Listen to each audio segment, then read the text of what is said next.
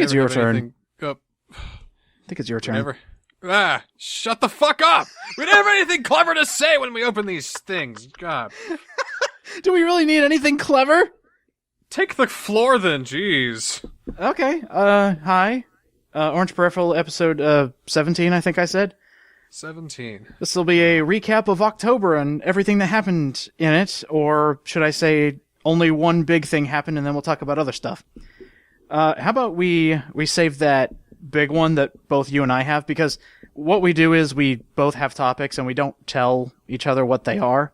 So why don't we go back and forth, start a topic, let's talk about it, and then we'll save the big one for last, the one that everybody knows about.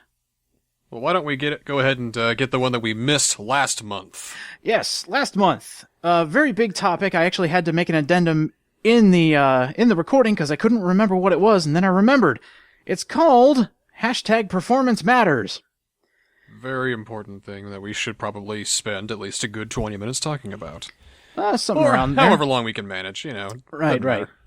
So, for the people not in the know, Performance Matters, this was a hashtag that was going around pretty much the latter half of September, and essentially what it is, if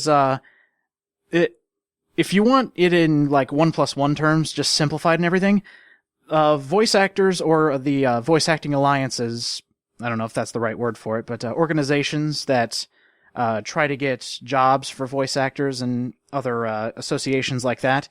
Basically what they were doing is they were going to meet up with an organization that basically doles out these roles.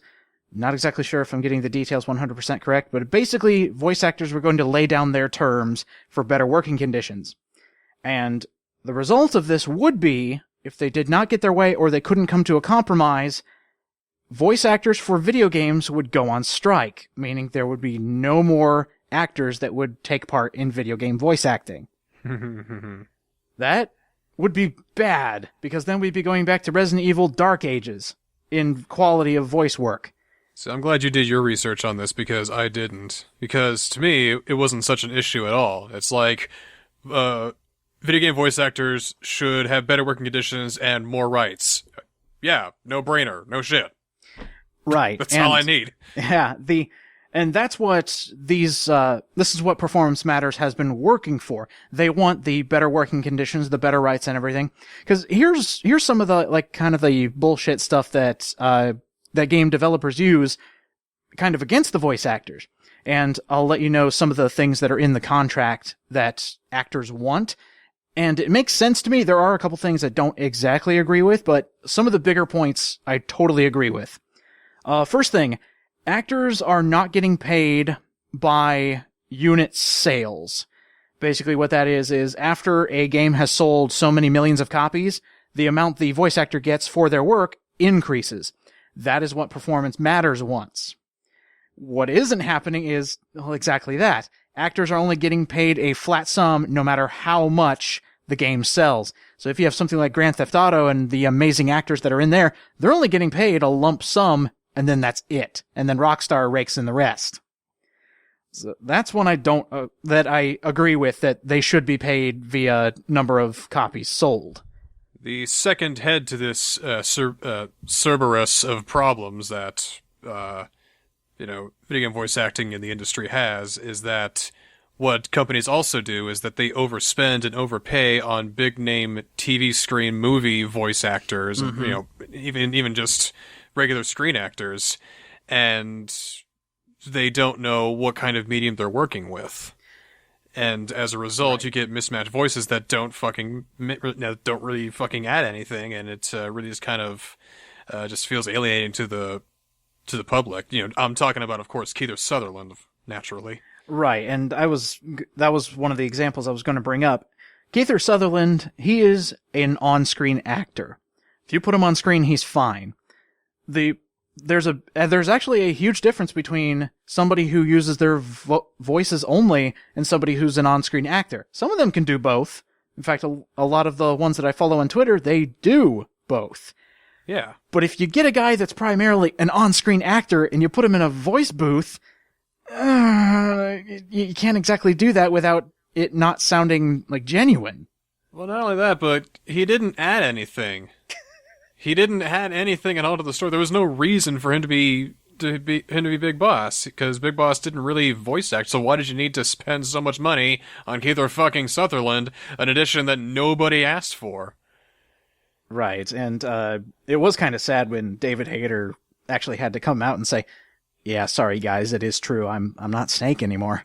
I think he's bitter about it, actually. No, just a little bit. I think he's very bitter about it, because I think the reason why they went with Kiefer Sutherland was for the facial capture, and then he put a picture of himself on Twitter with a bunch of black Sharpie marks all over his face and saying, "See, I can do facial capture too." Fuck you guys. Well, think about it. He's been doing that series since the what is it? Early 2000s? The beginning. Since Metal Gear Solid 1. So he's been with it for a while, and just to get snubbed on the final one doesn't do good for your psyche. At least have him do Ground Zeroes. That's what I would have said. Yeah, but then it wouldn't have matched, and then people would have been like, what's going on here? And they would have been even madder at the Phantom Pain than they are now. At least let him be, quote-unquote, Phantom Pain spoilers, the man who sold the world, if you know what I'm saying. At least let him voice that so it makes more sense. You know what I thought would have been an interesting plot twist? What? See, it wouldn't have made sense in the timeline, but if Kiefer Sutherland eventually, like, something happened to him in the story, and then he would start to sound like David Hayter at the very end. See, I thought that's what they were going to do, but apparently not. There is a mechanic where, I guess Punish Snake can turn into Demon Snake, where he's completely covered with blood, and his shrapnel horn actually turns into a horn, so maybe he could voice that, you know. Really?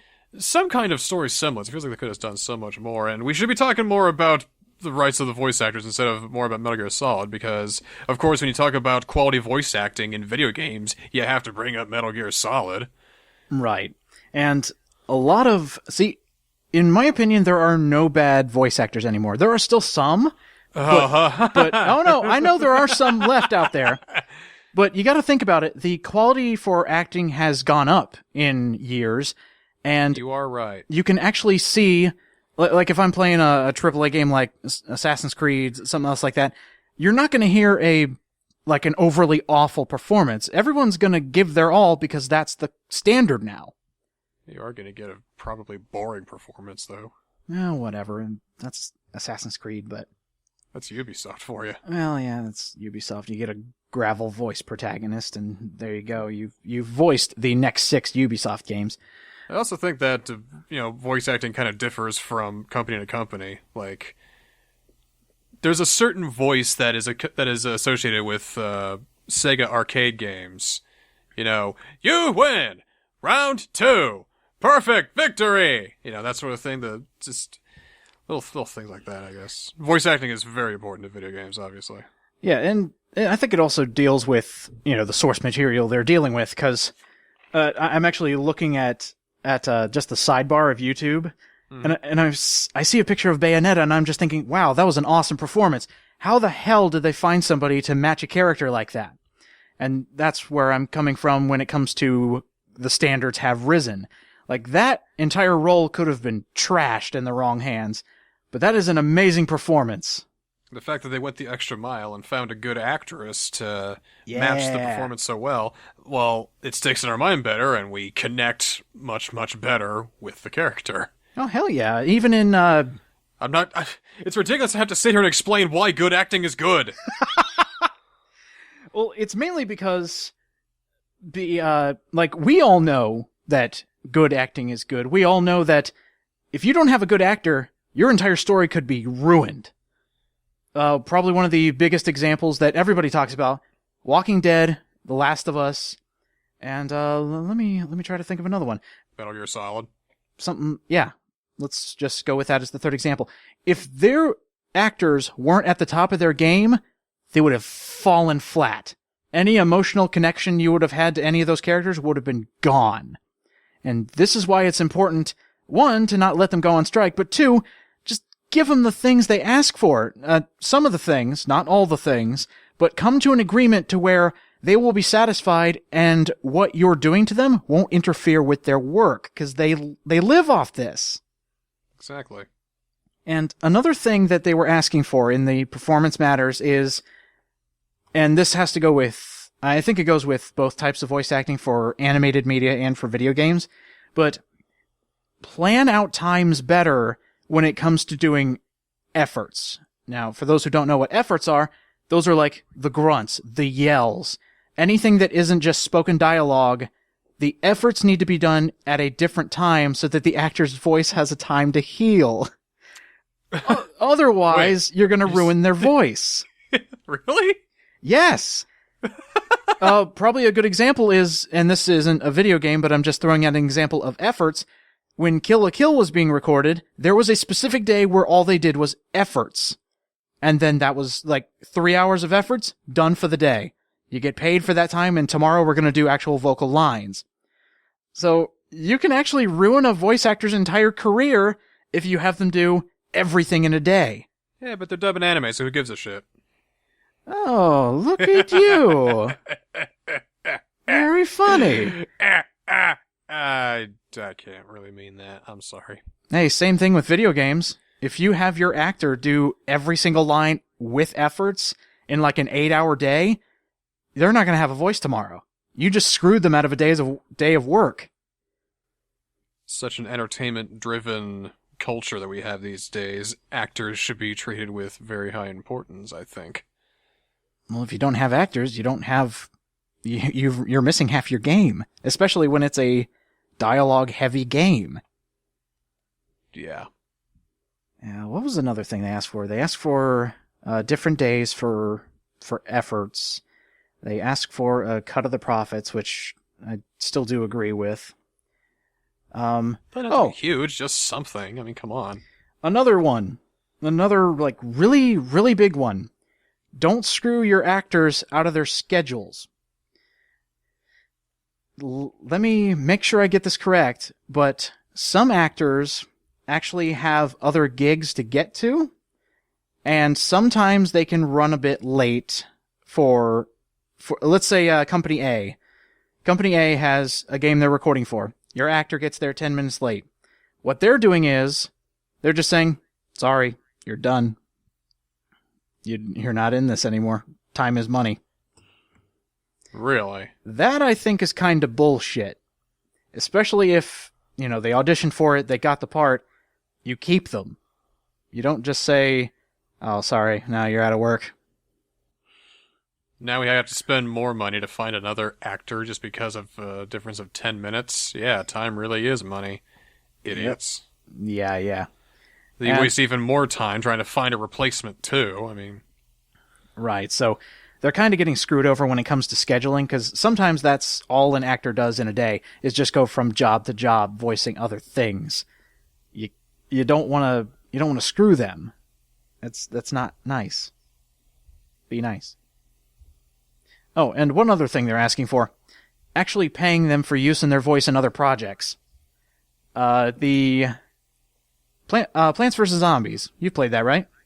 I love that game, yes. The first one. The crazy guy. I can't remember his name.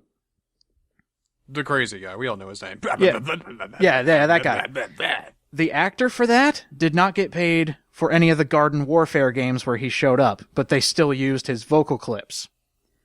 They should pay him for the vocal clips, right? Yeah. Yep. That's another thing they're getting screwed out of, using their voices in other projects. Instead of calling him back in and paying him more, they're just going to use the old stuff.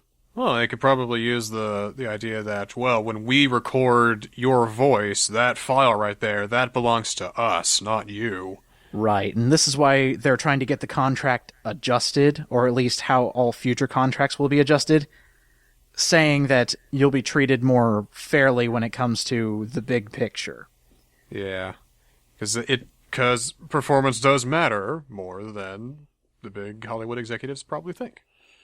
Right, just think of, like, all the big games that you became emotionally attached to. Just imagine if the actors had no love put into it. That's a weird way of saying it, but no effort. If they were just, like, line reading, you wouldn't have cared a bit about the story. You probably would have shut it off. Well, there's plenty of games that touched me emotionally that had no voices at all. Run with it for this part of the conversation, please. Sorry to railroad you there, buddy, but I don't know. God! But now let's get on to a different topic. That's catching up from September. I haven't read if it has passed or not, but I think they may have come to an agreement, and it's about friggin' time. Chances are they'll... I could check, because, once it doesn't trend on Twitter anymore, nobody cares anymore.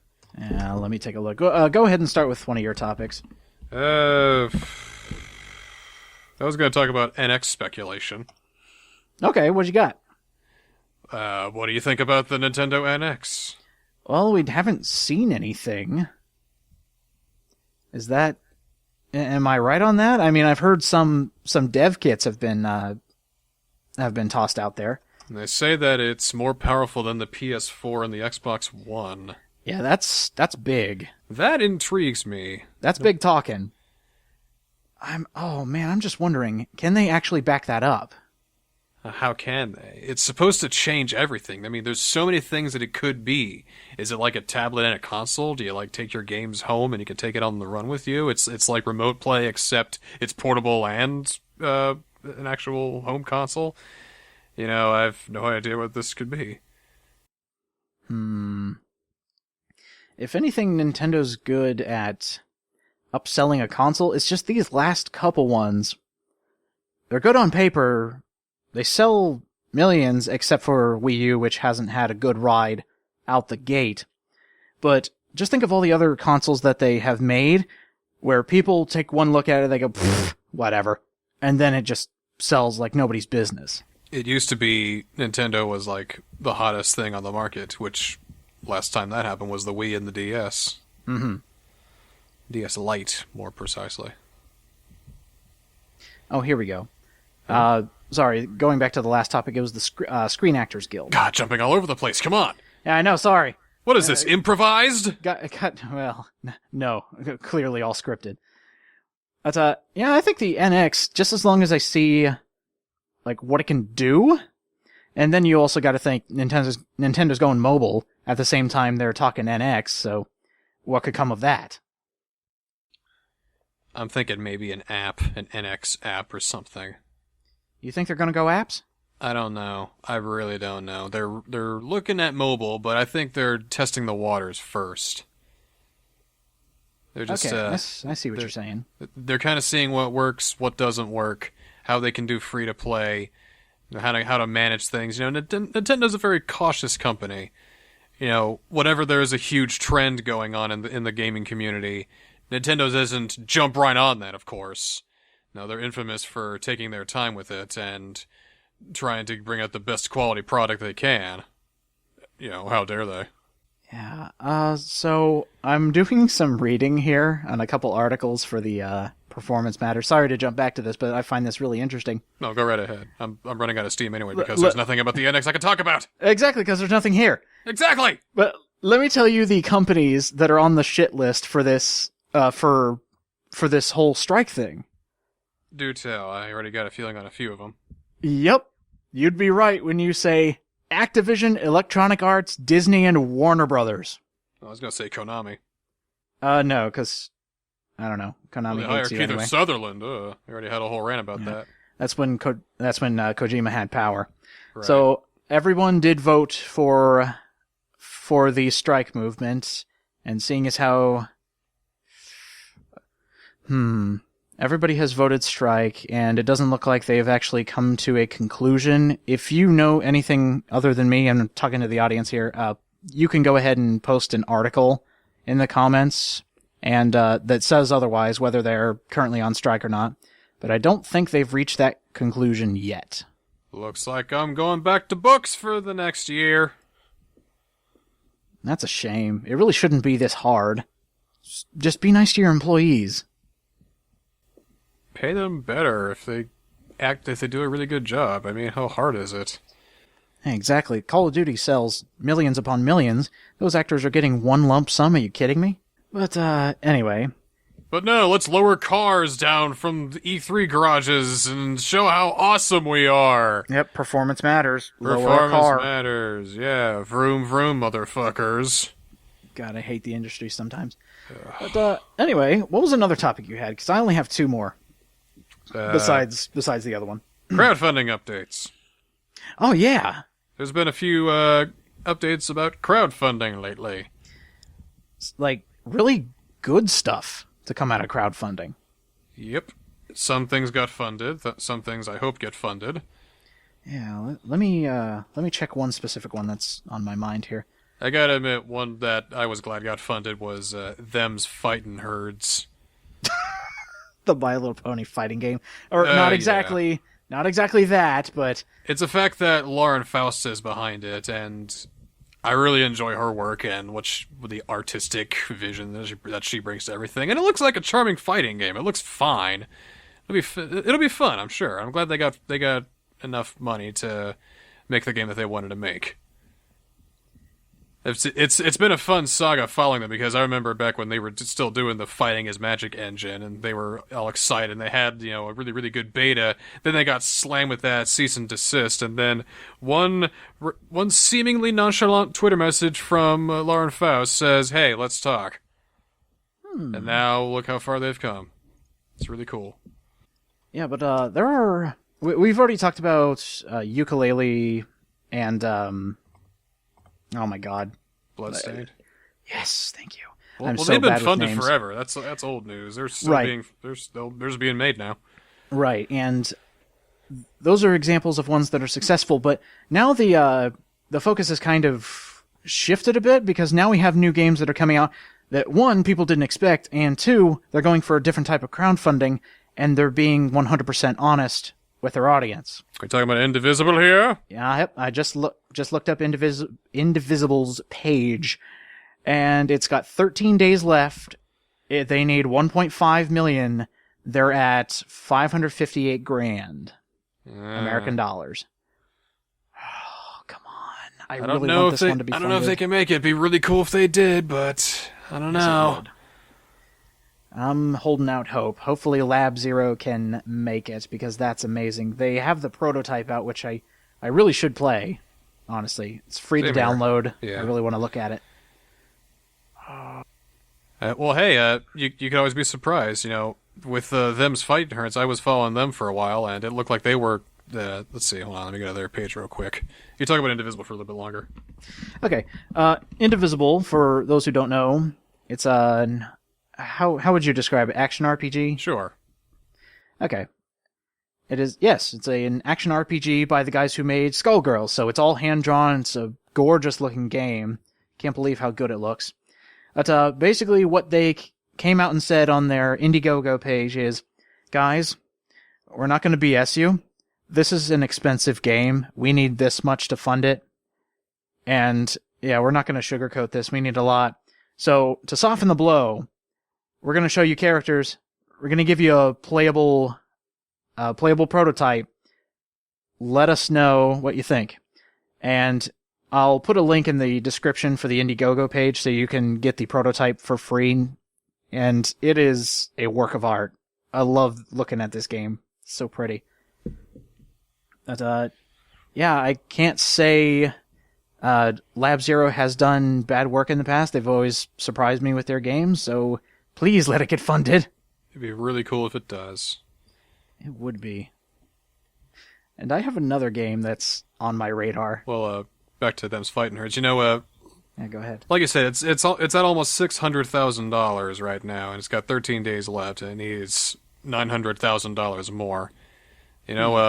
Them's Fightin' Herds. I didn't think that was going to get funded. It needed like $436,000, and it was stuck at around $230,000 for a while, and then it just surged right on up. So now they made like $586,000. So wow. Good for them. Good for them. So the other one that has my it's on my radar right now is actually Friday the 13th, the game. Yeah, that one seems kind of interesting too. It looks pretty fun. They still haven't released much, but basically it was originally going to be like a campground murder simulator. So basically Friday the 13th, and then all of a sudden they were given the license and say, "Here you go, make a game." And they were like, okay, cool. Sweet. I mean, Yeah, exactly. Yeah, the Friday the 13th license is so prestigious nowadays, I'm pretty sure they dare not tarnish it. There's actually a Friday the 13th movie coming out next year, I think. Are you shitting me? Yep, that'll be 13 of Friday the 13th. Hopefully it'll be the last one, because the last one sucked. We thought the last one was the last one, but it wasn't the last one, it was the next one! Ah! No, the last one was the remake, and it wasn't that good. But I thought the last one was the last one, but the last one was supposed to be the last one. Like, Jason always returns. Didn't he die? He came back in Mortal Kombat. He died again, but he always keeps dying, but the point is that he doesn't die, so he just doesn't. These movies are silly! Oh yeah, they're extremely silly. The last one made me laugh more than scare me, which I think they're kind of self-aware by this point. At least I hope so, because Jason X had Jason in space and he killed people in a sleeping bag, and that cannot be taken seriously at all. Fun little note. I just noticed this on the Kickstarter page for Friday the 13th. It's almost funded. It's got 12 days to go. $700,000 is the goal. It's at 580. Oh, good. And it all needs to be pledged by November 13th, 2015, which is a Friday. It's not. That's is. Cute. That's cute. Oh my god. Wow, they planned that shit right down to the... Wow. Yeah, that is very amazing. So, fund our game, or Jason will come kill you! I hope they put that somewhere. Like, somewhere on this page somewhere.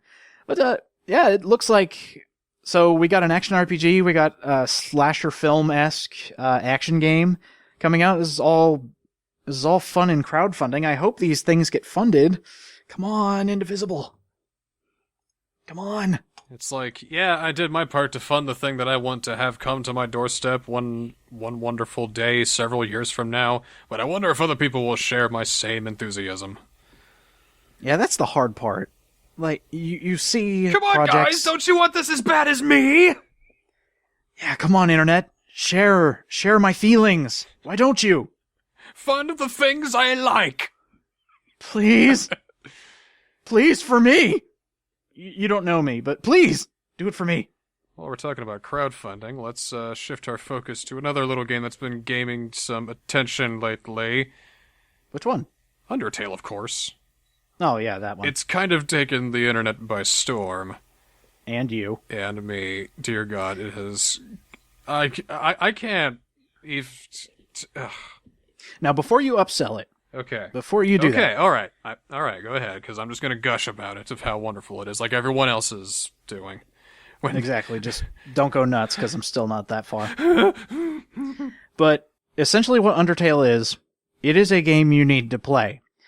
And the reason I say don't upsell it, is because not everyone will have the same feelings if all they hear is good things. Now, I will just say... If you're interested in Undertale because of what you heard, hopefully no spoilers, because there's a lot that happens in that game, just go play it. There is a demo on Steam. Give it a shot. See if you like it. If you don't, okay. But if you do, buy it. You will never regret it. Now, as someone who has beaten the game twice now and is struggling with a third playthrough, you're not going to go full genocide? Come on. No, I'm not. No. You don't want to do it. I'm not going to do it. Because you're going to feel bad. I am going to feel bad, and the game doesn't want you to do it. You're not supposed to... Point is, as someone who really enjoys, a good story and good characters and all that, take it from me. This game is better than the Phantom Pain.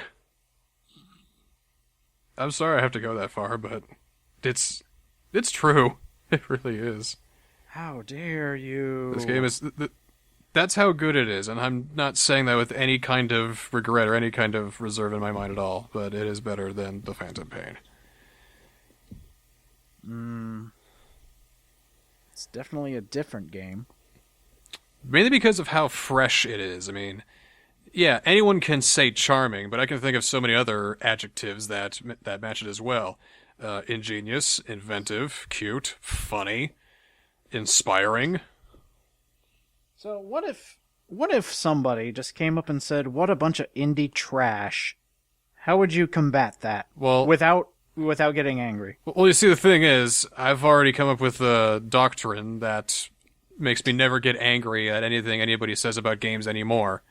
Mm-hmm. Because let's say that, I fucking love Undertale, and let's just say, for example, person B hates Undertale.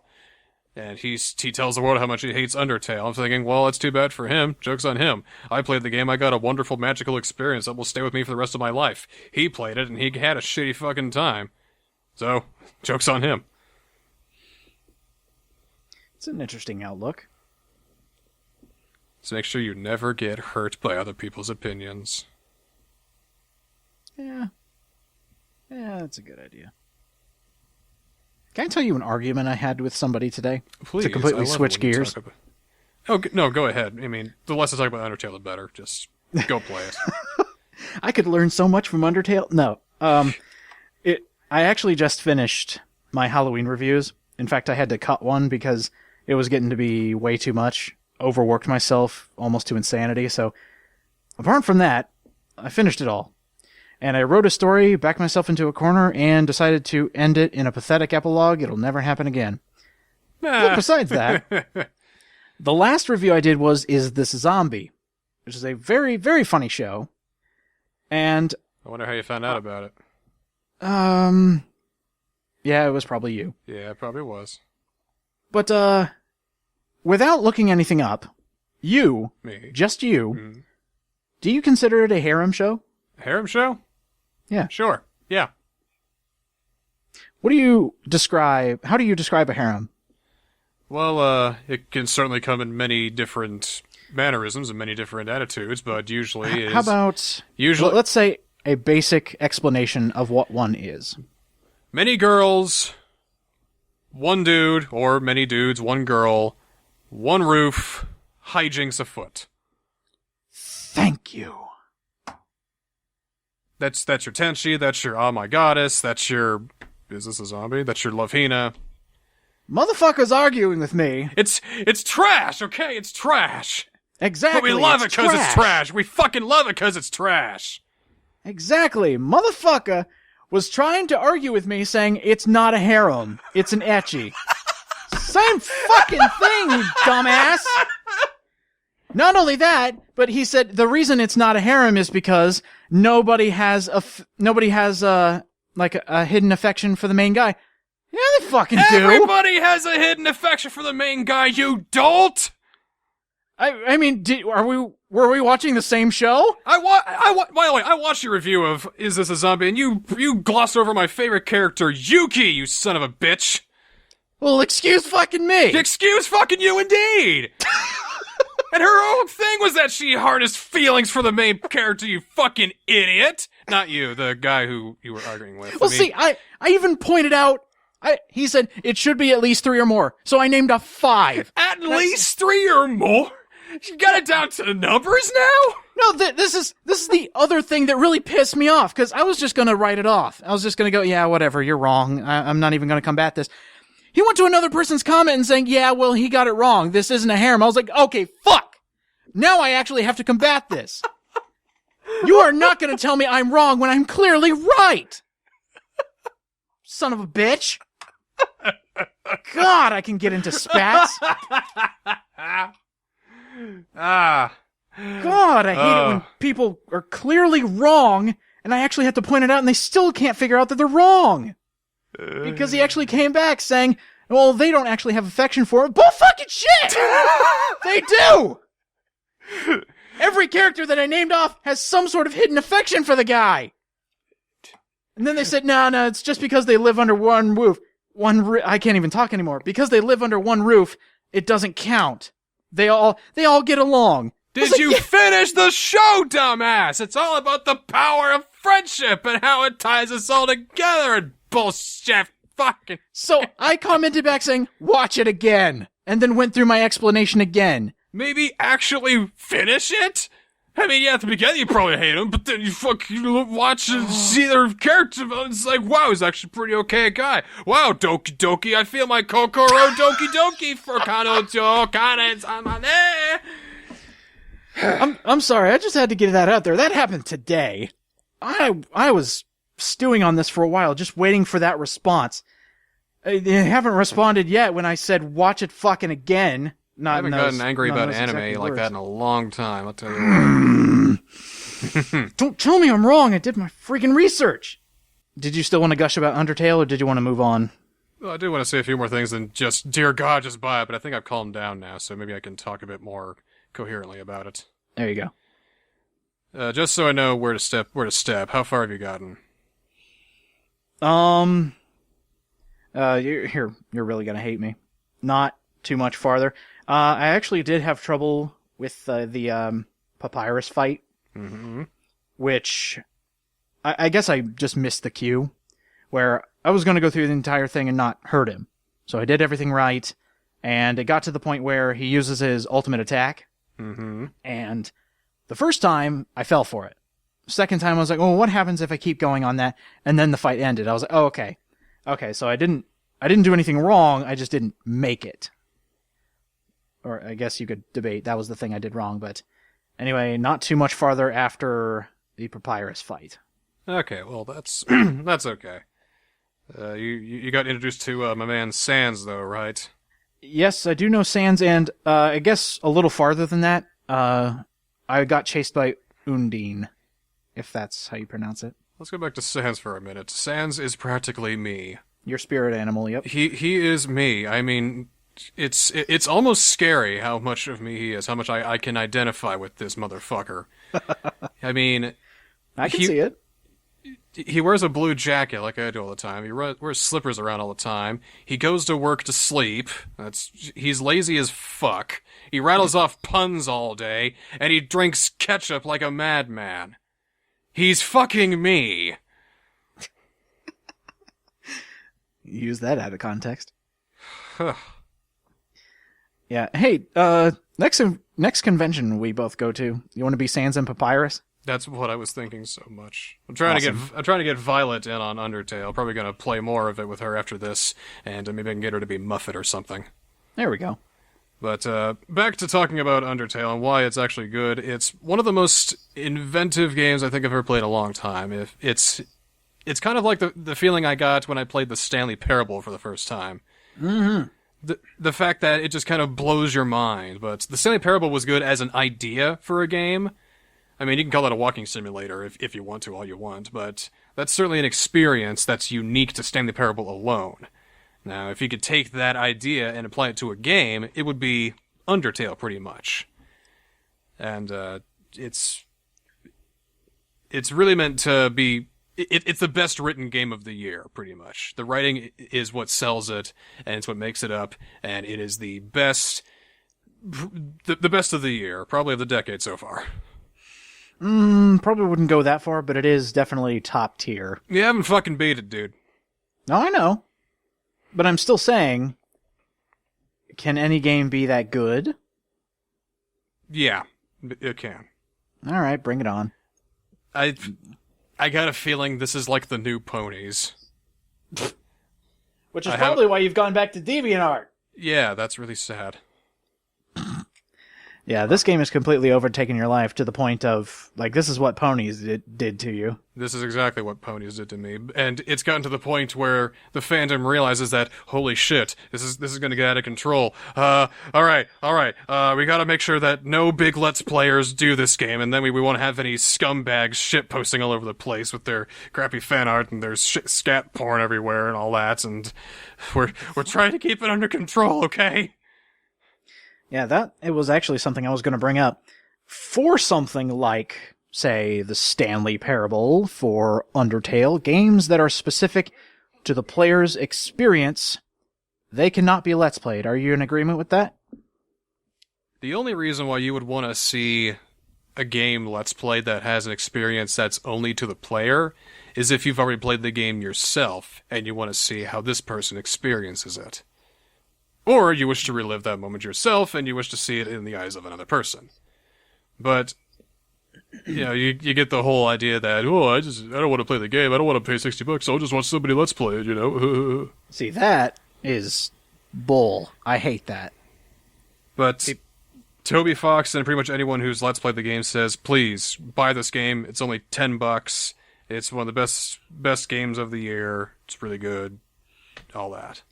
Well, I think probably the best way that you could do it, since Let's Play is pretty much an advertisement for a game anyway, I would say if you wanted to get the word out, and you wanted to like do a Let's Play of it, do the demo.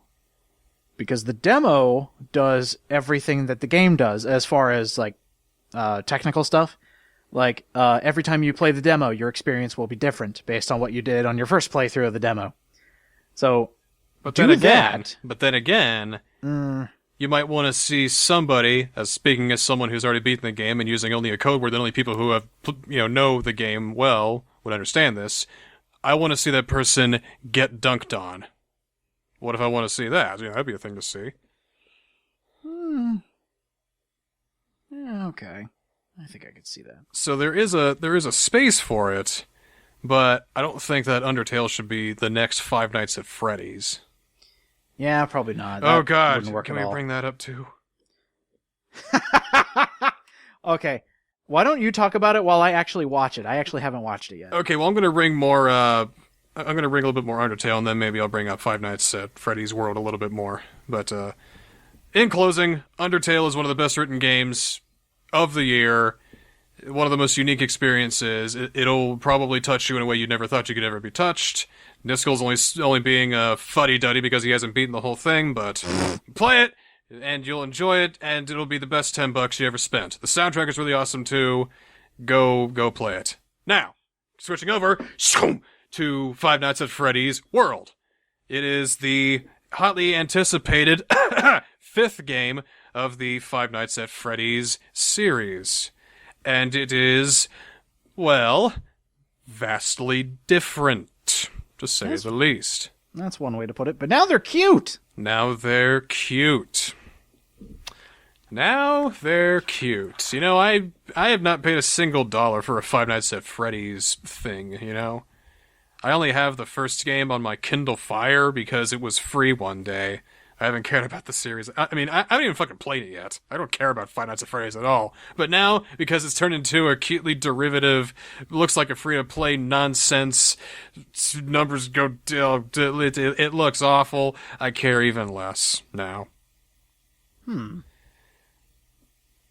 Scott says that this is the kind of game that he's wanted to develop for a long time. He's like, but these characters are so near and dear to me. I get that, but did you have to completely bone the entire series to do it? Why couldn't you make it a spooky, at least one that matches the tone of the series that you've worked so hard to build? Now you're gonna just topple it over with this nonsense? Or I just thought of this. Yep, I was thinking this. Is that what he wants us to think? Exactly. Is that what he wants us to think? Yes, that's exactly what I thought. Scott is a bit of a clever bastard. Well, maybe I'm just talking this up and it'll just be derivative crap again. Hopefully a clever bastard. I hope you're as smart as I think you are, Mr. Cawthorn. Whatever your name is. Now, something I do want to bring up is, this isn't the first time he's done, like, a cutesy game. Like, before he was the Five Nights at Freddy's guy, he made cutesy games like this. They weren't any good, but they were still, like, cutesy. So then he took his engine, made the models decrepit and disgusting, and then scared the shit out of the internet. So maybe this is him wanting to go back to his roots. Maybe. At least that's my thought on it. I'm not buying it. Well, no, I didn't say go out and buy it. Cause I'm not going to buy it. I'm not buying anything about this. It will never appear on my purchased games from Steam. I can't wait till it comes out.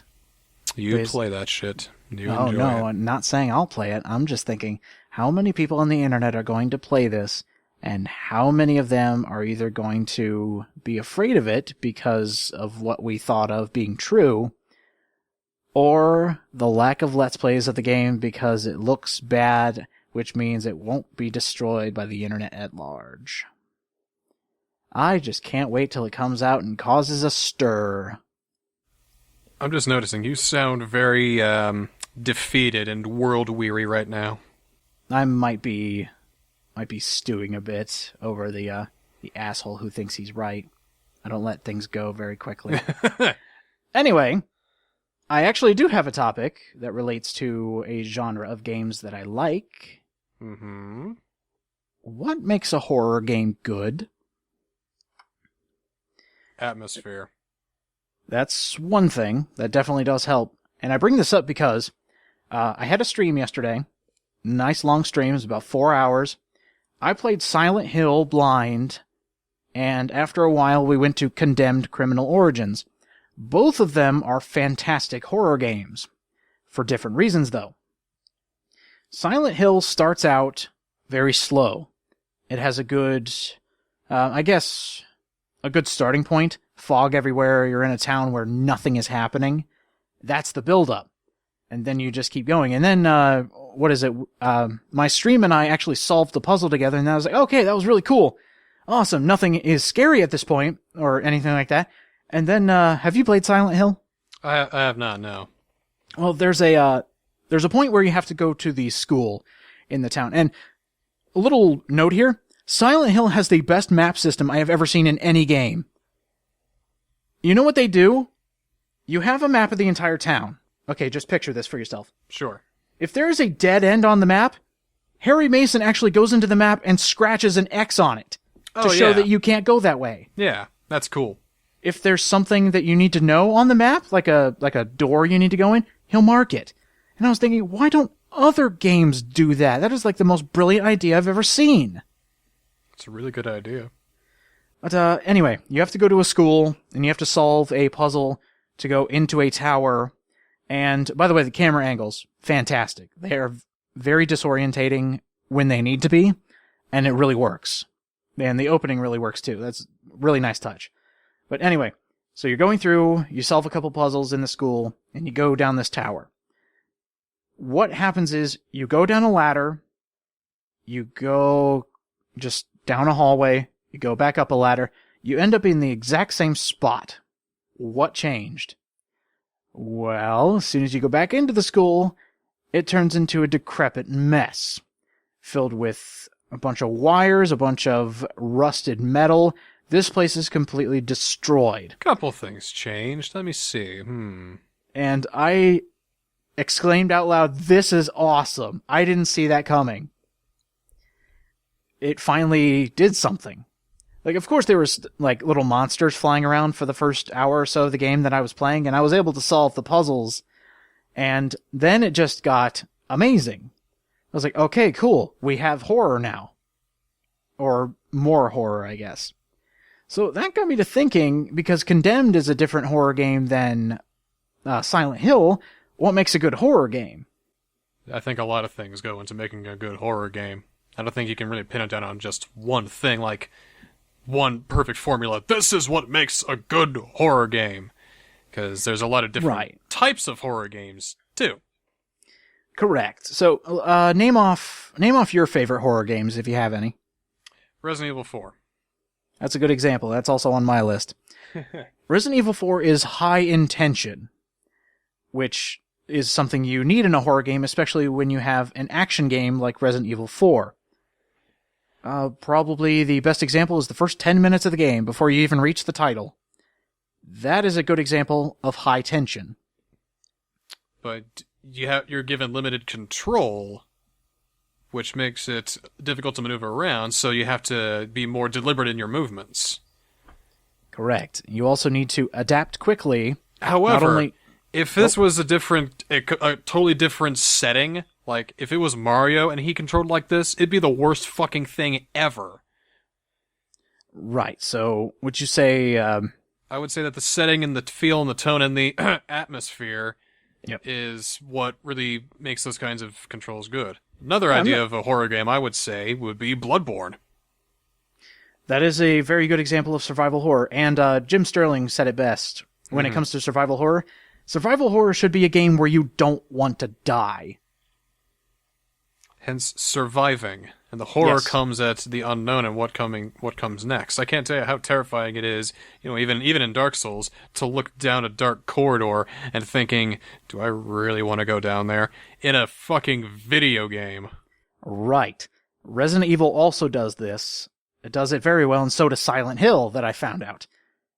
because of the fog in Silent Hill, you can't see what's in the distance. So do you really want to go down there? In Resident Evil, you don't know what's coming up in the next door in the mansion. It could be a whole new zombie. It could be a brand new monster. You don't know.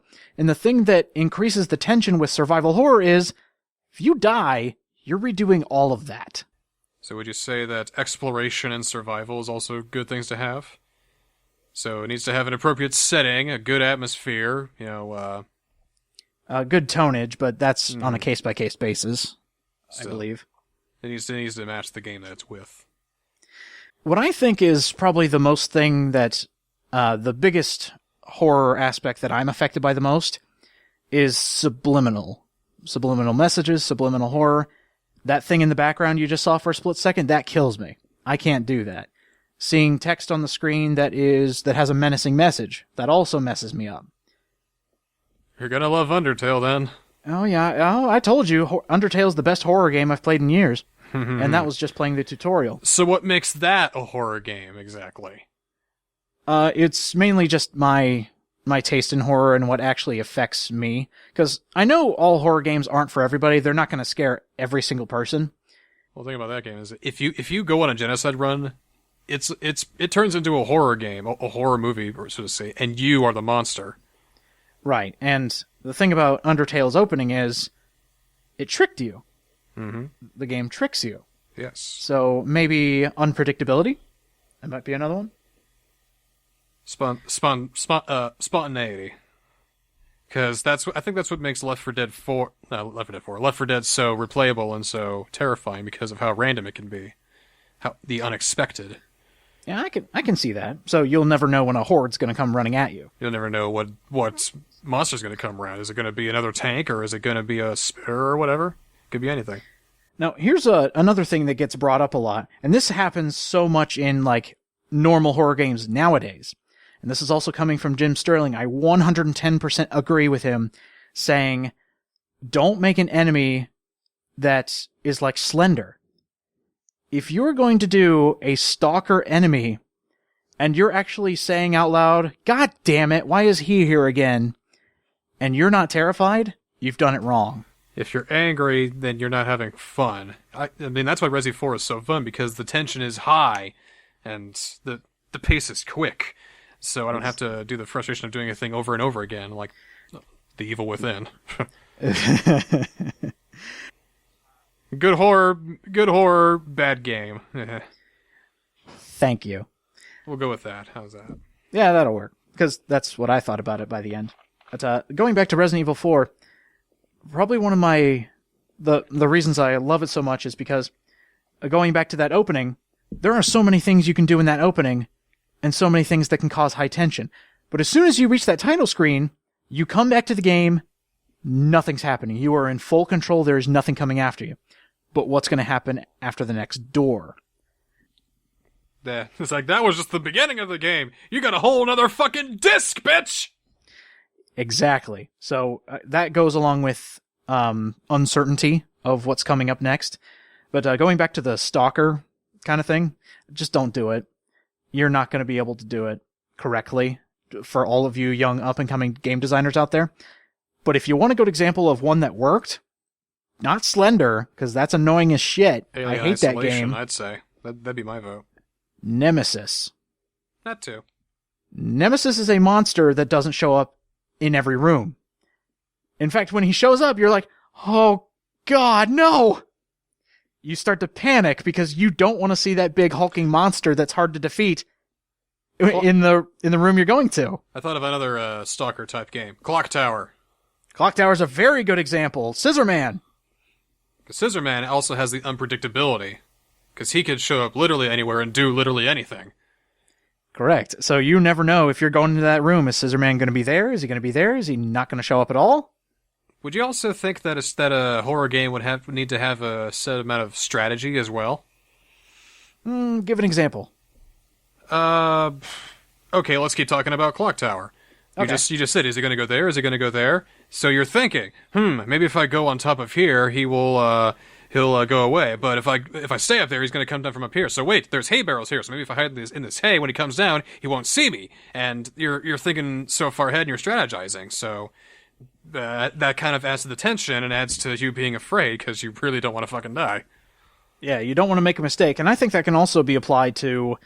yeah, I can agree that can be applied to many horror games. And going back to Bloodborne, if you're walking into a room and you see, like, a bunch of demons in the up... Room! God. Thank you. Further on in the room, you see a bunch of enemies and you're like, okay, how am I going to tackle this?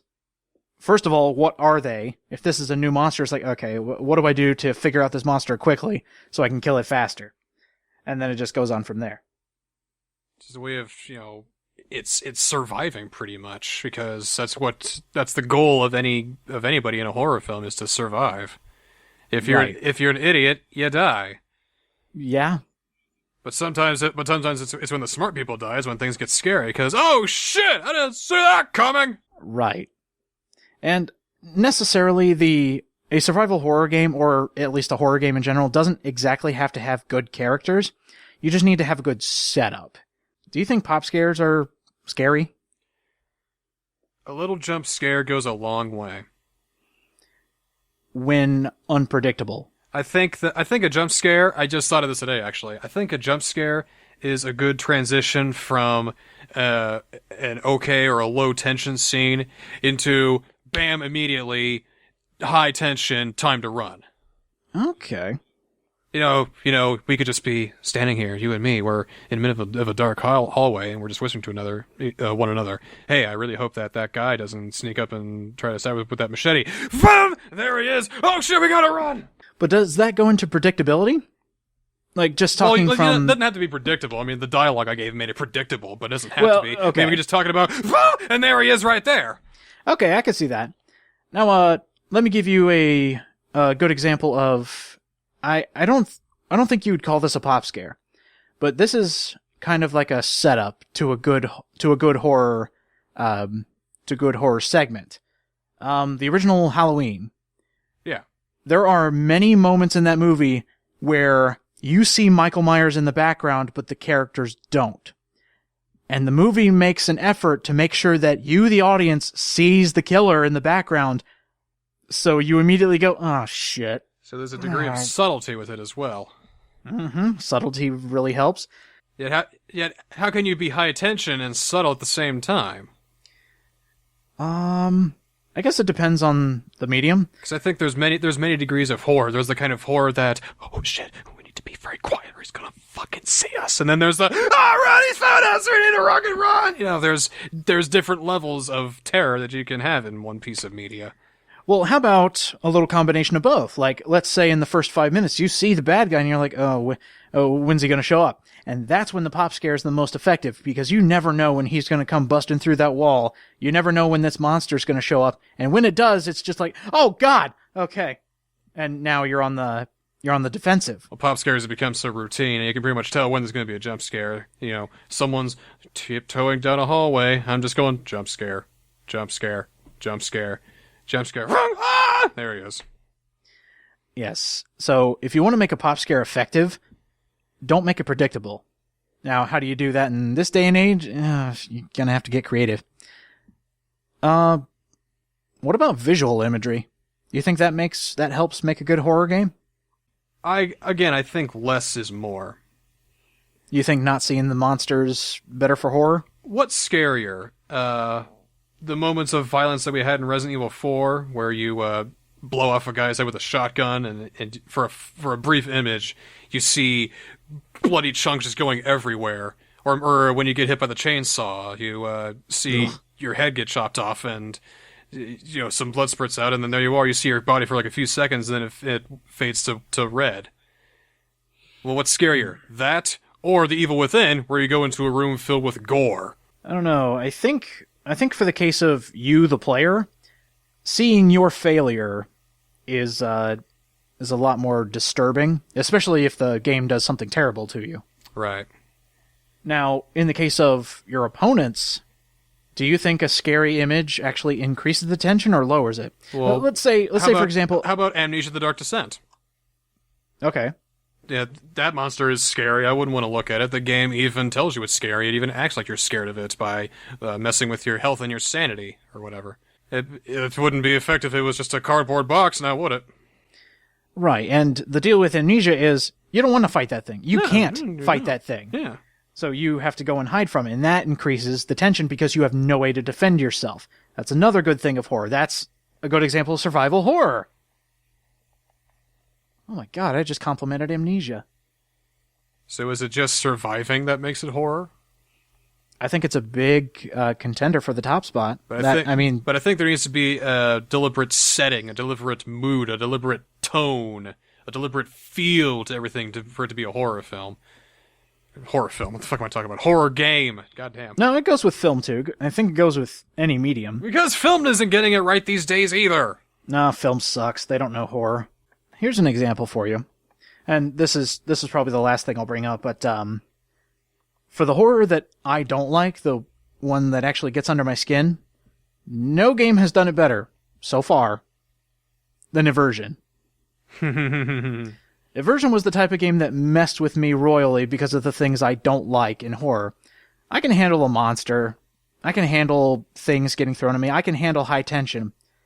Son of a bitch, if you change the text on the game over screen, you have ruined me. I can't wait until you beat Undertale.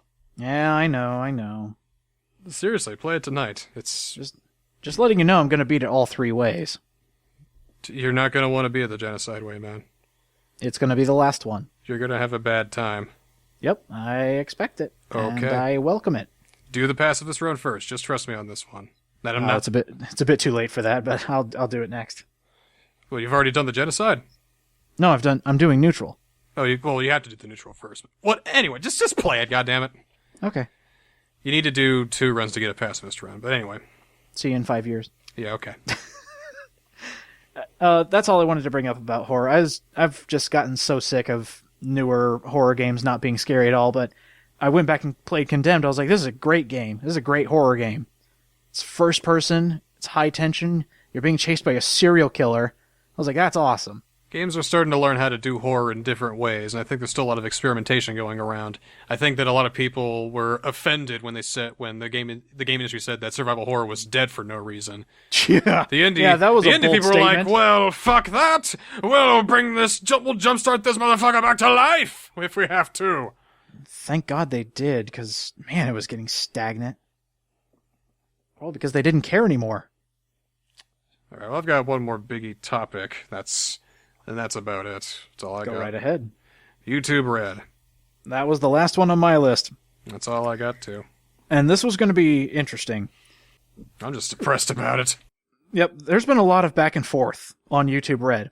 I will openly admit that nobody knows what the hell is going on because there has been so much back and forth. We have the basic details. Your partner and mine sent us details on YouTube Red, which, let me just say, they did a better job explaining this new system than YouTube itself, because YouTube sucks at PR. I want to give a big shout out to Maker Studios. They've been better about everything than YouTube has in a lot of things, and they just rock in so many ways. I mean, Yeah, I barely do anything for my channel. They haven't fired me yet, so that's a good thing on them. You're stuck in that contract for life, baby.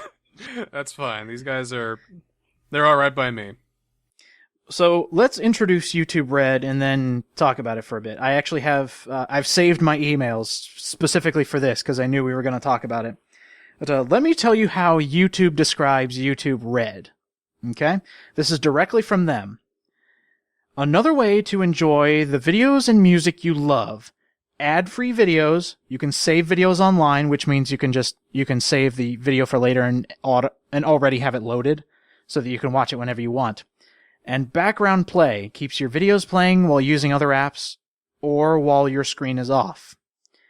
All of this for $9.99 on your computer or $12.99 when you're doing through the YouTube iOS app. Which is ridiculous to me. So essentially that is a membership for saving videos for offline use and no ads. What's getting the internet all up in a buzz, first of all, you put a price tag on a service that immediately makes everybody go batshit insane. But a price tag on a service that's been free since its inception. Right. And that's probably the biggest offender here. Why bring this up now? And the other thing that's been killing people are YouTubers in the mid thousands. Maybe the people who make a living off of this who don't have 1 million subscribers. Because out of nowhere, YouTube declared, guess what? Here's YouTube Red. We're starting a free trial at the beginning of November. And oh, by the way, nobody's getting paid for it. That's what made everybody lose their shit. And I totally agree with how they feel. That's bullshit. You can't do that. That is... When people make a living off of making YouTube videos and you tell them, by the way, you're losing a month of pay, that's got to be the worst thing in the world. I gotta admit, YouTube Red is what kind of made me go back to DeviantArt, because, fuck this, I'll just go back to drawing. I've been trying to keep my integrity for so long with my YouTube channel, Yeah, I have ads on, but I never want to do anything that's not unreasonable, I don't want to do anything that's unreasonable. Like... How do you mean? Like whoring? I don't want to whore myself. I don't want to put ads at the end. I don't want to stick anything at the end of everything and say, hey, thanks for watching, and why don't you check out a free 30-day trial at whatever. I don't want to do that. It's not what this is for to me. Let's Play is a great way for me to play video games, get some use out of the expensive equipment I got, and a way for me to reconnect with my best friend. It's fun to do. I don't want to ruin it with capitalism. Right, and YouTube Red isn't enacting, like, advertisements or anything. Like, that's not what this is for. They basically found a way to make money, and according to them, people who are YouTube creators will get more revenue because of this new service, because of the charge. It's kind of hard to go with this thing because of what you said. It's been free forever, so why put a price tag on it now? Well, not only that, but this isn't for PlayStation 4, which is what I spend a lot of time on YouTube doing. I have my computer upstairs, and I have the PS4 downstairs. So sometimes I come up here and I watch YouTube, and I do my computer stuff I do on here all the time. Stuff in the studio, of course. And then sometimes I go downstairs and I hang with Violet and we just watch shit on YouTube on the PS4. That's what we mostly do. Why the fuck do we want to pay $10 a month or more so we can watch it on our shitty phones for no fucking good reason? We already have Netflix anyway, so who gives a shit? Well, I don't think it's putting the entirety of YouTube behind a paywall. I don't think that's what it is. I know but why would I want YouTube Red is what I'm asking. Oh, well, no, there's no reason to own YouTube Red. Like, at all. Yeah, there's none. I can get exclusive shows. That is what I am terrified about. I'm terrified. Okay. Here's the big part that the problem I have with YouTube Red is there's going to be exclusive content that you have to subscribe to YouTube Red to see, and everyone's going to go down that route. I really hope not. I really hope that if it does, nobody buys into that shit. And the ones that are free and left behind, those are the ones that rise to fame and get all the money. And the people in YouTube Red just shiver and starve and nobody watches their stupid shit. Because PewDiePie has his own show on YouTube Red. Well, of course he does. Of course he fucking does. No, think about it this way in the case of PewDiePie. YouTube probably asked him, you want your own show? Besides the one you have? You'll get more revenue. Who would say no to more money? Not PewDiePie, because he's a money-hungry bastard who gives to charity because he's a good guy. Well, how about in your position? What if YouTube said, we're going to give you a big cut of the profits, make your own show? Would you say yes? I'd stick to my guns on this one, because I know about the evils of YouTube Red. So, no. I would still say no. It would probably suck anyway, because I wouldn't write it. They'd hire all these other people to try and capture the humor and say, look, we're zany. Won't you watch us and chill and YouTube Red? Huh? Hey guys, we're cool too. It's just something very Me Too about this whole subscription service, because in a world where we have Hulu and Netflix and Amazon and all this other shit, why the fuck is YouTube throwing their hat into the pile? There's no need. There's none. The thing is, they already own Google. They're not doing bad financially, so I can't figure out why they're doing it. And to have it more on the iOS app, that makes... I'm just thinking, what do they gain from this? Like, the only thing I can think of is this is just a way to get a little bit more pocket money. Because they're still splitting it with the other people. They're still splitting it with whoever watches your video. But why do they need to do it? It just popped up out of the blue. So I guess the main reason people are also freaking out about this is because we don't know what the fuck it is. I think that's the scariest thing. Maybe because if they keep sneaking this shit in, another thing I'm really terrified about is that they're going to say, oh, hey, I see that you are not subscribed to YouTube Red. Well, then, that means that your videos now have a 3-month limit on them. And if you don't pay them, we're going to erase them forever because you're taking up our bandwidth, you freeloading swine! I don't think they'll ever go that far. There would be... Oh, yeah, we didn't think they'd ever go to a subscription service, but here they fucking went! No. I still don't think they would do that because that would burn them more than YouTube Red. I know YouTube makes really bad decisions, but they're not stupid enough to burn 99% of the people who make them money. Dude, we have been surprised by the stupidest shit before. Hit the lever.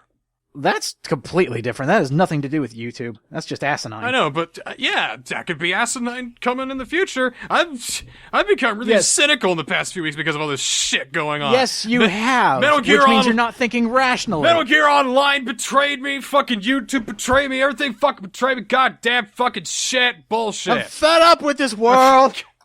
They all betray me.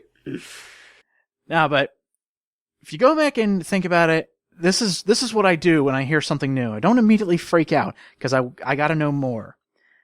And by the way, the deal with the month of no pay has gone back and forth so much until I think YouTube finally made an official statement saying, "Yeah, we said you were going to get paid, but no, you're not." So I haven't caught up with if it's still true or not. But bottom line is, if I were head honcho YouTube, if I was sitting up on that big chair, I would think of the bigger picture. Pull the dildo out of my ass first and then look at the bigger picture. No. I still think Ralphie YouTube, who's sitting up on that big chair, at least knows the concept of business and how if you make one mistake, your entire empire could come crashing to the ground. This will not hurt them if it dies. What will hurt them is a permanent subscription and rubbing out the middleman. They will know that if, let's say YouTube Red is the 1%, people who take part in it is 1%. Sure. If they decide to do away with everything else, they're going to have problems with all their partnerships. They're going to have problems with Disney, who owns Maker. They're going to have troubles with Social Blade, anything else who pays these people that get money for YouTube. Because YouTube is all based on ad revenue. If they deal away with all the smaller people, they're screwed. And I think YouTube knows that. Why would they screw themselves over? This YouTube Red, chances are it'll blow over. They are testing something, seeing if it works. Probably won't. And them financially, they might get dinged for like an equivalent of a penny. They're not losing anything on this. They're seeing if it works. I'm hoping you're right, dude. I'm hoping this is just something that just fails and blows over, because I know how greedy and how money-grubbing people can be sometimes, especially when they own big businesses like this. And if you think that I'm wrong, if you think that there's no way that they'll ever force anything on us that we don't like, I have one word for you. Google Plus. Oh. Yeah, that was a bad decision, but you know they're... But that wouldn't be nearly as bad as a fuck-up as completely overhauling the entire server worldwide for everyone in the world. I don't think that they would do that, because this is a worldwide thing going on. For YouTube to do that would be literal... Exactly. It would be literal, financial, professional suicide. Exactly. And I doubt they want to do that, because Google doesn't want to do that. I'm hoping they don't, but YouTube Red just makes me not have as much faith in them as I used to, you know? It just... Well, if you never had faith in them in the first place, like me, you wouldn't have this problem. I know they make dumb decisions. Google Plus is probably the biggest dumbass decision they've made in a long time since YouTube Red.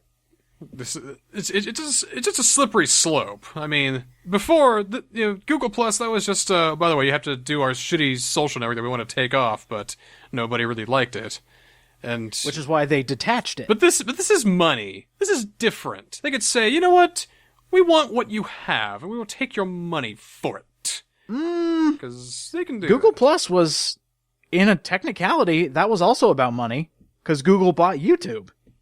And Google was like, sweet, we got a new thing, let's use it. I don't know.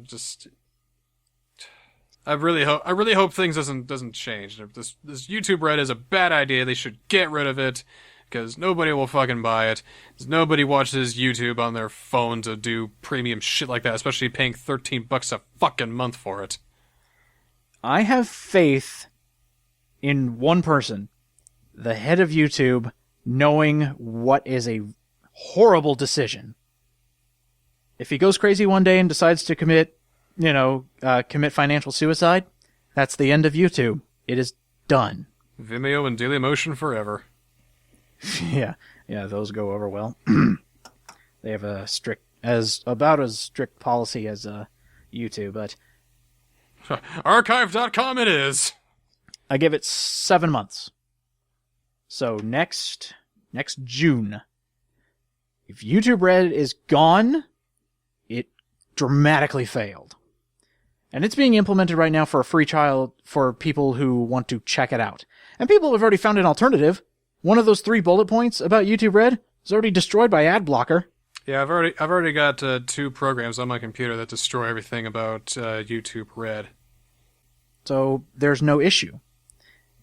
Unless they go to drastic measures, but for now, we'll just leave it at they know not to make a terrible mistake.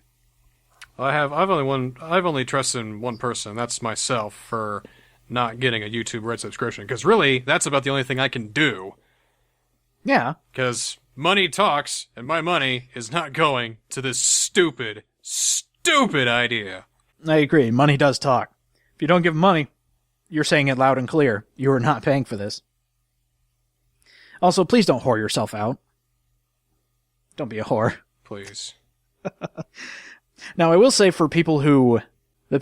some of the people I watch, they do have sponsorships, which a lot of people do consider whoring, but they're doing it just for a little bit of extra money in their pocket because this is their job.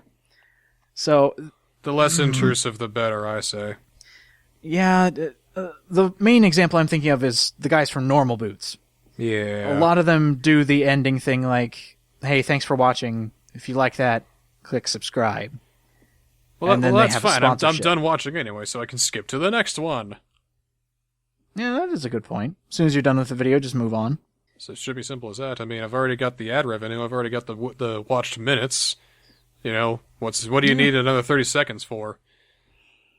Unless if you're saying, like, really funny shit. It's like, hey, keep watching. I'm going to do a stupid dance while naked in a fig leaf. I don't know. JonTron's latest ad for a razor kind of made me... Nah, I'm kidding. Yeah, because Lord knows I got a mountain man beard going on here. Why would JonTron sell razors? Does he look like a man who shaves? I was just thinking that. He probably touches up to give it that fine line, but other than that, nah, he's not getting rid of that. Well, we should probably end this before we start talking more about shit like that. No, that's fine. I think we hit all the topics that we wanted to do. That is all that happened in October, besides like Halloween and everything. YouTube Red Talk. I'm officially done with YouTube Red Talk. Yeah, me too. Let's just ignore it. Said all I needed to say. Hope everybody had a very happy Halloween. Don't go red with YouTube. Go orange with the Orange Peripheral. I was about to say, don't go YouTube Red, go to bed. I like that too, but still. It plugs us and we whore ourselves out in the process. Oh, hell yeah. YouTube stardom, here I come! Anyway. Be snorting coke off Ray William Johnson's ass. Finally. Edit point. Yep, very much an edit point. I'm glad you brought this up. Batman came out on PC again. Sort of. It's a piece of shit. Do we got any Q&As? Let me look for him. Stall for a bit. What'd you do for Halloween? I played Minecraft and I played Undertale and I ate my weight in Hershey's Kisses and peanut butter cups. Nice. Okay, Reese cups. Answer me on this. Yeah. This is an age-old question. If a Reese cup is a different shape, like a pumpkin or a ghost, does it taste better? No. In your opinion? It tastes the same because it's the same thing. For some reason, I think Reese's Eggs and Reese's Trees taste the best. Well, you're insane because they taste the same. It's just the feeling of the season, I think. I guess so. It's like it's activating something in your brain. It's like, yes, the season is here. Now these peanut butter cups taste awesome. Let me read off some of these because these are really funny. What do you got? You idiots! How could you forget the voice actor strike? I swear I'd come back and talk about it. Yeah, we talked about that. Dancing all night. How far can you milk a cash cow if it's a skeleton that we can't get enough of? I said this last night on my stream. I don't know how, but for some reason Dancing All Night feels more in the Persona 4 universe than the fighting games do. Can I also say another thing? Yes. Idol culture makes me sad. Yeah, I know. Like, I feel that Japan has just stagnated as a culture because of this idol bullshit, because everything is the fucking same. Do you actually watch it? No, I don't fucking watch that shit. Then how do you know it's the same? Because every single second of idol bullshit I have seen, them dancing, the way that they're dressed, it's all the bloody same. I can't tell the difference between your 9 Love Live girls. The way they dance is boring and repetitive, and it's uninteresting to look at. I've never liked that type of happy poppy music that they have over there all the time anyway. I'm more of the guy who's into the underground hip-hop like I always fucking am. Who the fuck is Encore? What are they called? Prelude, that's it. The one with like the 47 fucking girls all in a row? 47 no. fake girls? You mean Prepara? I think that was it. Prepara? I don't fucking know their names. Oh, I don't know, but yeah, that's a little excessive. Just depends on the franchise you watch. Trust me. Or you could just go with it. But I listen to real musicians with real music. They're real people. Uh-huh. You're high-pitched Japanese men singing their heart out. Yeah, that's real music. Yeah, it is real music because they're real fucking people. They have names. They're in music videos. They're real people. They sit down. Well, what about the people who are singing in the Idol videos? They're voices. They're real people. It's the same culture that bred this Vocaloid schlock that's just turned the anime that I know and love into a fucking sewer. Well, that's what everybody likes to watch. Times have changed. Well, your Tenchi's dead. It is dead. They announced a new season, by the way. Oh yeah, you gonna watch the reboot? No. I realize now it's not Tenchi Muyo. That's my favorite anime. It's Tenchi Universe, which is its own continuity. And that already had a movie. Okay. That already had 24 episodes and 2 movies, so now it's over and done. It's been over and done since 1999, so I don't really care anymore about Tenchi. Yep. New shit. Save it, and remember the good times. I got all of it on DVD, so it's all good. Oh, there we go. Yeah, save it for the good times. Yeah. For UDJ, somebody agrees with you on everything having to do with Happy Home Designer, saying, yeah, is this really worth $40? Oh, yeah, it's totally worth it. I think it goes with the building thought process. Like, you can do anything in Mario Maker, Happy Home Designer. You can make it as you want to make it, and that's what attracts people. Well, I was kind of keen on it for a while because, how much designability that you have. But then I saw one negative tick on a review for it, and a really bad thing that it did, but it kind of just made me sour about the whole thing in particular when I thought of it that way. It says, no negative consequences, and I'm just like, Well, that's Animal Crossing in a nutshell. Nothing bad happens, and you might get stung by a bee. Your villager might leave. I'll pick it up when it's not $40. How's that sound? Because it's still a game that I really want to play, but as long as I still have New Leaf, I can still clock some time into that. Why would I want to go to something different? Especially since Animal Crossing is doing the exact same whoring thing I was talking about earlier with this Amiibo Festival crap. Now, you can defend Happy Home Designer, and you can probably gain some merit for that, but nobody can defend Amiibo Goddamn Festival, no fucking way. I think that also goes with money speaks loud. Yeah. So we'll see what happens. I'm not buying it. I haven't bought anything for my Wii U this year. I suggest Mario Maker. Mario Maker is a lot of good fun.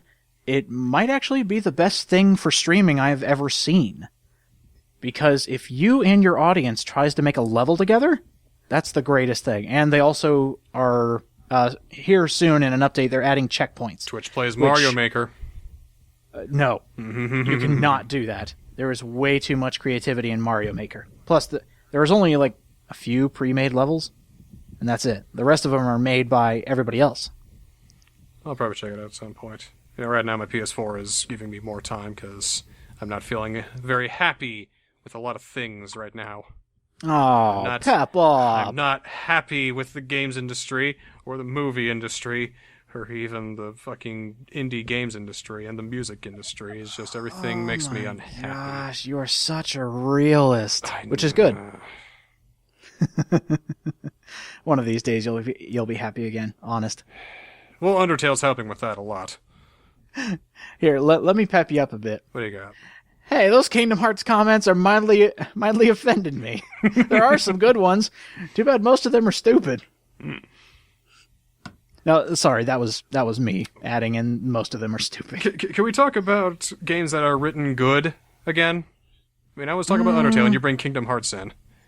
Kingdom Hearts is... No, I thought it'd be a hilarious segue because we already know it's written poorly. Kingdom Hearts is terribly written. I mean, it's... Oh, God. That's so funny. I will say, Undertale does have some cringeworthy dialogue. Or written dialogue, I guess. I suppose. I guess if you're not in the mood for punny humor or kind of text that comes out of nowhere. Good, because it's loaded with that shit. Oh, good. Loaded to the brim with puns. Everywhere. Ooh, that's something I wanted to tell you. What? Zero Escape 3 has a title. I heard. I cannot wait. Was it called Zero Time Escape or something? Yes, something like that. So that's... There we go. There's a game that's written well, hopefully. Fingers crossed. Well, hey, all the fingers and toes the crossed. guy from Danganronpa liked it, and it's from the guy who did the other two games. I think we're going to be fine. Fuck yeah. Fuck yeah. Yeah. Let's end on that note. That's a good note to end on. Fuck yeah. Fuck yeah. Fuck Awesome yeah. games are great. I got hope again. 2016 is going to be a good year, but we just got 2 more months left to this one, so. I have actually looked because I'm always thinking of what to put on my top 5 for 2015, and I looked at a list for upcoming games in 2016. And I was like, holy shit, there's a lot of good stuff on the horizon. I think we both have differing opinions on how 2015 went for games, because for you said it was like an awesome year for games. Me, I'm trying desperately to find a 5th game for my top 5, and when it comes to my bottom 5, what should I go with this time? Yeah, there's a lot of bad stuff out there. You really have to look hard for the good stuff, but the good stuff that you can find is really, really good. But the good stuff that was supposed to be good stuff is bad stuff because it was supposed to be good stuff, but it was bad because they made it bad because they thought it'd be good if we bought it, but if it was bad, but it's bad so we didn't buy it, so it's bad. You're still burned on Metal Gear Online, aren't you? Well, it's not just that. Tony Hawk's Pro Skater 5. Well, that... That's a joke. That's a fucking joke. No, bringing a Tony Hawk game just out of nowhere, saying, hey, guess what? Tony Hawk 5. That built hype for me for about 5 minutes, and then I didn't care. Just because they brought it back out of the blue, which means there's a problem. Second of all, you have seen how broken it is. I think that internet detectives, had confirmed that they only made Tony Hawk 5 to keep the license. That's exactly That's it. That is literally it. Which is almost what I thought when I first heard about it. I was like, Tony Hawk 5? Huh. Out of nowhere? Doesn't sound good. And sure enough, it was just to keep the license. And they already did, they did Tony Hawk Project 8, so what are you going to do when you get there? Project 8 is not that good. It is not that good. Let's say for now, fuck yeah to awesome games. Fuck yeah. Fuck yeah to awesome games. And we'll see you around the end of November. That's going to be a fun one, because then all the games have come out. Games industry, please try not to crash between then. Oh, just try not to. Oh, we are so screwed. Let's try to achieve a universal game system before we just scrap this entire market, okay? Just a little while longer, all right? Behave yourself, okay? For me, please. No, stop shitting the bed.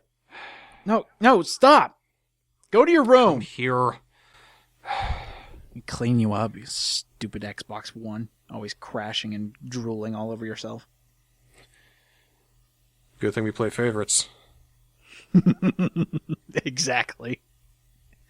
Have a good one, everybody.